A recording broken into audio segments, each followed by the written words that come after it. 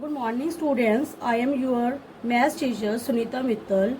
Today we are discuss about linear programming. Class 12 mathematics. Topic is linear programming. In earlier classes we have discussed systems of linear equations and their applications in day-to-day problems. In class 11th we have studied linear inequalities and systems of linear inequalities in two variables and their solutions by graphical method.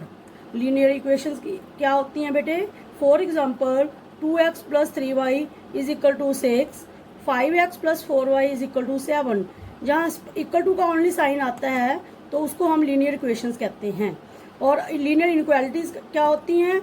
जैसे हमारे पास है 2x plus 3y less than equal to 6, 5x plus 4y greater than equal to 7, जिसमें less than और equal to का sign, greater than और equal to का sign जब अकेले लेस देन का जब अकेले ग्रेटर देन का आता है तो उसको हम लीनियर इनक्वालिटीज कहते हैं. नेक्स्ट, लीनियर प्रोग्रामिंग प्रॉब्लम क्या होती है ये देखिए आप. A linear programming problem is one in which we have to find optimal value, maximize और minimize. Maximize means maximize profit और minimize means cost minimize of a linear function of several variables called objective function, subject to certain conditions that the variables are non-negative and satisfying by a set of linear inequalities with variables are sometimes called division variables. Some problem that is related to the linear programming. A few important linear programming problems are diet problems, manufacturing problems, transportation problems. Terms related to linear programming कौन कौन सी होती हैं? सबसे पहले आता है objective function. Objective function में हमारे पास क्या होता है बेटा? A linear function z is equal to P X plus Q Y.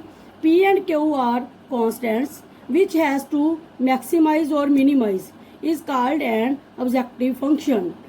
Constraints, the linear inequalities or equations or restrictions on the variables of the linear programming problem are called constraints. The conditions x greater than equal to 0, y greater than equal to 0 are called non-negative restrictions, means positive restrictions. Next is the optimal value.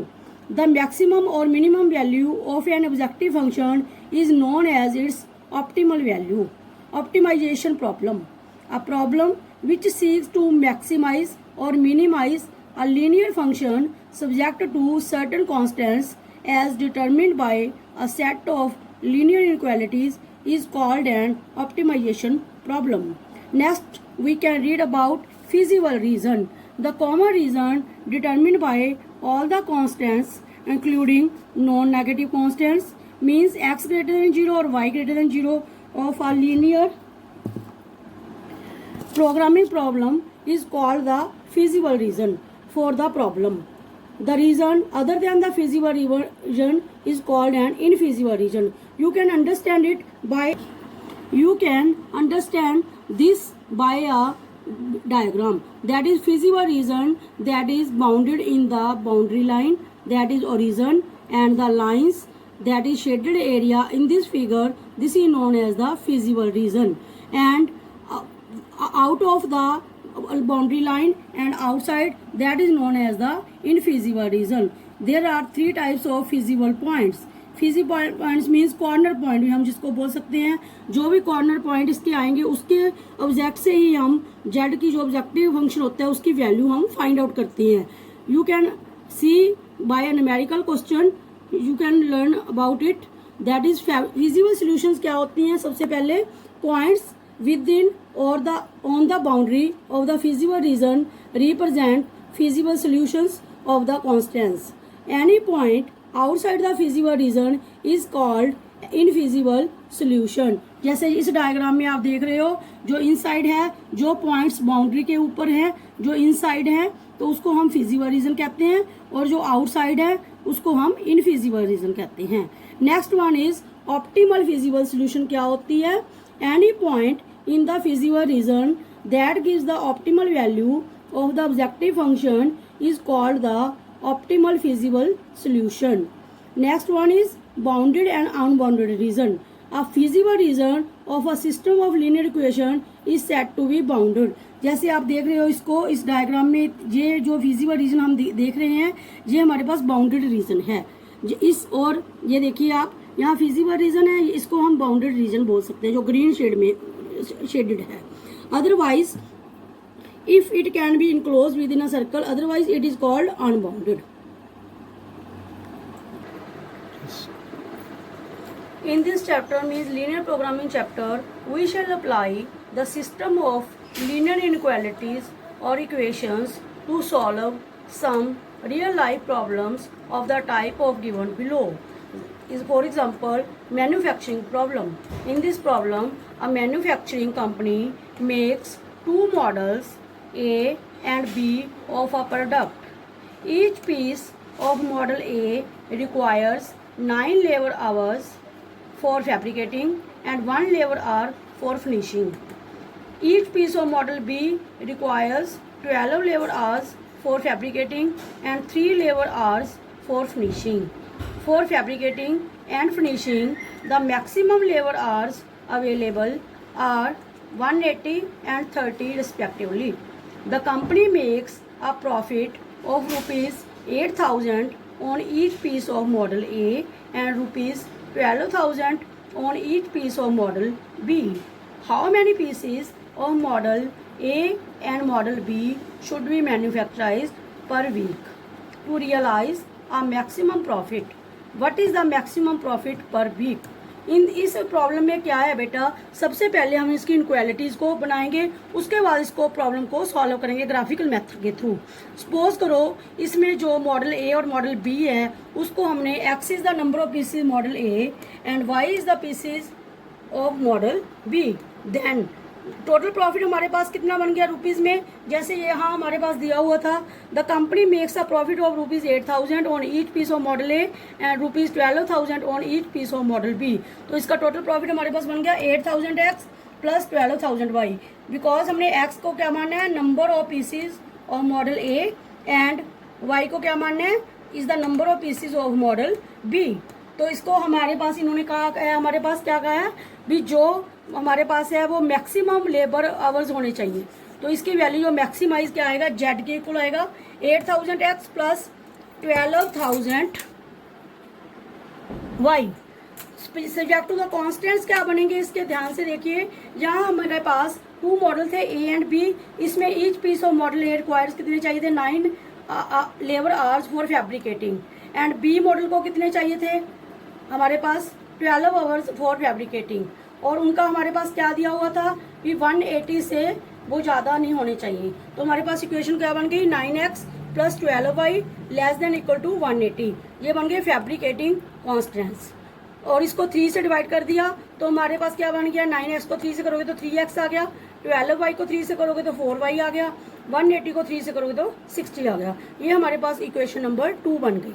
अब हमारे पास second जो हमारे पास finishing constant है उसकी क्या बनेगी, जो model ए है उसके लिए हमारे पास फिनिशिंग का कितना था, 1 आवर लेबर था, और बी का कितना था हमारे पास 3 लेबर आवर्स था फॉर फिनिशिंग।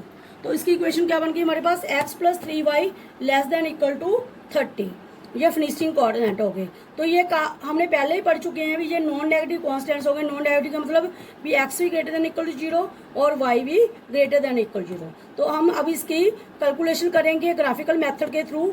आप देखिए इसको भी कैसे सॉल्व करना है। सबसे पहले हम इसी इक्वेशन को सॉल्व करते हैं बेटे। जैसे पहले हम x को 0 पुट करेंगे इस इक्वेशन में, तो हमारे पास क्या आएगा, 3 multiply by 0 plus 4y is equal to 60, means 0 plus 4y is equal to 60, और y की वैल्यू हमारे पास कितनी आ जाएगी, 60/4, मीन्स कितना आ गया इसका 15। अब हम पुट करेंगे y को 0, तो हमारे पास क्या आ जाएगा, 3x plus 4 multiply 0 is equal to 60। तो हमारे पास 3x इज इक्वल टू कितना आ जाएगा 60, और x की वैल्यू कितनी आ जाएगी 60/3 इज इक्वल टू 20। तो हमारे पास ये 2 पॉइंट्स बन गए।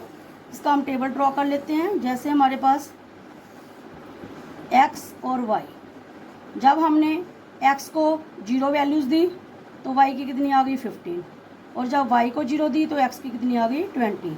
ऐसे ही हम इसको सेकंड इक्वेशन को सॉल्व करेंगे। पहले पुट कर दो x को 0, तो 3y 0 plus 3y is equal to कितना आ गया 30। तो 3y कितना आ गया 30 और y की वैल्यू कितनी आ गई बेटा 30/3 इज इक्वल टू 10। अब इसी इक्वेशन में y को 0 पुट कर दो, put y is equal to 0, तो हमारे पास क्या आ गया x plus 3 multiply by 0 is equal to 30। तो x की वैल्यू कितनी आ गई हमारे पास 30। इसका भी हम एक टेबल ड्रॉ कर लेंगे।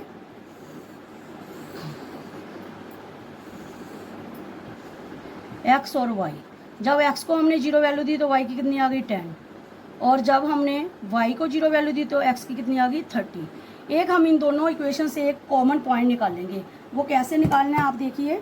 3x plus 4y is equal to 60। Second equation क्या है हमारे पास x plus 3y is equal to 30।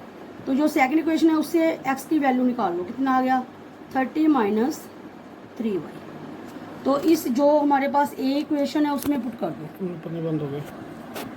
Put x is equal to 30 minus 3y in equation A. जब हम इसको पुट करेंगे तो हमारे पास क्या आ जाएगा 3 into 30 minus 3y plus 4y is equal to 60। अब इसको मल्टीप्लाई करोगे तो ये बन जाएगा 90 minus 9y plus 4y is equal to 60। Constant term को राइट साइड पे ले जाओ, y की टर्म को इधर रहने दो, ये बन जाएगा 5y is equal to 60 minus 90। Means हमारे पास क्या बन जाएगा minus 5y is equal to minus 30। तो इसका मतलब हमारे पास y कितना हो जाएगा बेटा 30/5 इज इक्वल टू 6। अब ये y की वैल्यू पुट कर दो, put y is equal to 6 in x is equal to 30 minus 3y। तो x की वैल्यू निकालनी है हमने, तो x is equal to 30 minus 3 into 6 means 30 minus 18 is equal to 12। तो इसका कॉमन पॉइंट हमारे पास क्या आ गया 12 और 6। ठीक है बेटा। अब हम इसका ग्राफ ड्रॉ करेंगे इन 2 पॉइंट्स से। जो हमारे पास ये 2 पॉइंट्स निकाले थे इससे हम एक ग्राफ ड्रॉ करेंगे और इससे एक लाइन ड्रॉ करेंगे और एक कॉमन पॉइंट से। तो ये हमारे पास ग्राफ का ये होता है हमारे पास y एक्सिस, ये हमारे पास होता है x एक्सिस। ठीक है, इसको हम ओरिजिन बोलते हैं। ये हो गया x एक्सिस, ये हो गया y एक्सिस। तो इसमें हम 10 का डिफरेंस ले लेते हैं। जैसे ये 10 हो गया, ये 20, ये 30, इधर भी ये 10, 20, 30। अब हम पहली इक्वेशन से ग्राफ बनाएंगे, लाइन बनाएंगे। जैसे ये x की वैल्यू 0 है तो y की वैल्यू कितनी है 15। x की वैल्यू 0 तो y की वैल्यू कहाँ आ जाएगी 15 यहाँ पर।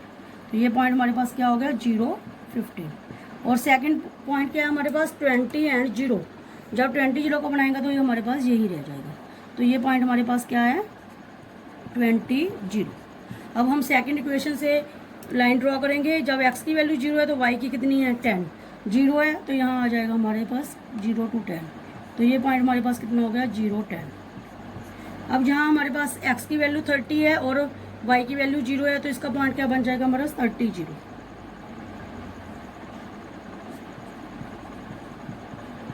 अब पहले जो लाइन थी उसका एक लाइन जो हमारी ड्रॉ हो गई और दूसरी लाइन हमारी ये ड्रॉ हो गई। ठीक है, तो ये इनका कॉमन पॉइंट क्या बन गया 12 और 6। तो इसमें जो ये एरिया आ गया हमारे पास, ठीक है, इसको हम शेडेड एरिया बोलेंगे और ये हमारे पास क्या हो जाएगा फिजिबल रीजन। तो इस फिजिबल रीजन के पॉइंट निकाल के कॉर्नर पॉइंट लेके उसे हमने इक्वेशन को सॉल्व करना है। इसके कॉर्नर पॉइंट कौन कौन से बन गए, जहाँ देखिए हम ग्राफ में बनाएंगे टेबल में। हमारे पास पहले क्या था जेड मैक्सिमाइज कितना है 8000 x प्लस 12000 y, जो हमने स्टार्टिंग से किया था बेटा। तो कॉर्नर पॉइंट सबसे पहले क्या बन गया, एक तो रीजन बन गया जिसको हम 0 0 बोलते हैं। तो 0 0 से ये हो गए कॉर्नर पॉइंट, ये हो गई वैल्यू जेड की। ठीक है, तो यहाँ कॉर्नर पॉइंट पहले 0 0 पुट करेंगे तो जेड कितना आ जाएगा 0 + 0 इज इक्वल टू 0। अब हम सेकंड पॉइंट पुट करेंगे, इसका कॉर्नर पॉइंट 20 0। ये 20 और 0 पुट करोगे आप तो ये बन जाएगा 8000 मल्टीप्लाई 20 प्लस 12000 मल्टीप्लाई बाय 0।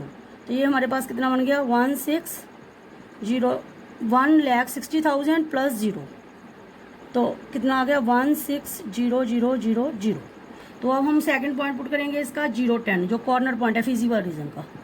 तो ये हमारे पास बन गया z is equal to 8000 multiply by 0 plus 12000 multiply by 10। तो ये हमारे पास सॉल्व करने से क्या बन जाएगा 1,20,000। अब हमारा एक जो कॉमन पॉइंट है 12,6 वो भी हम कॉर्नर पॉइंट बनेगा फिजिबल रीजन का। तो 12,6 को पुट करोगे आप तो 8,000 multiply by 12 plus 12,000 multiply by 6। जब 12 से इसको मल्टीप्लाई करोगे ये बन जाएगा 96,000 प्लस 12 को करोगे 72,000। जब हम इसको ऐड करेंगे तो हमारे पास कितना बन जाएगा बेटा, ऐड करने से 0,00268 हो गया, 9 कितना हो गया 60, 1,68,000। तो हमारे पास ये मैक्सिमाइज किस पे हो गया बेटा, इस पे। तो ये मैक्सिमम वैल्यू हमने निकालनी थी, ये मैक्सिमाइज हो गया। तो 12,6 पे हमारी ये मैक्सिमाइज ऑप्टिमल वैल्यू निकली, ये ऑप्टिमल सोल्यूशन हो गई इसकी। थैंक यू बेटा।